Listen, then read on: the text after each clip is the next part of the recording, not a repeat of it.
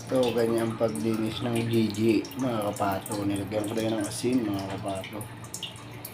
Walang kasawa-sawa ang Gigi combination sa halaan. Sabaw halaan. Ito, Gigi. Pato, lalagyan natin papaya at saka dahon sili. Tatlong bugos. Mga kapato, prinito na natin yung Gigi. Pero syempre, sinasaw-saw ko yung dito sa mga kapato yan. Pakranchihin natin mga kapato.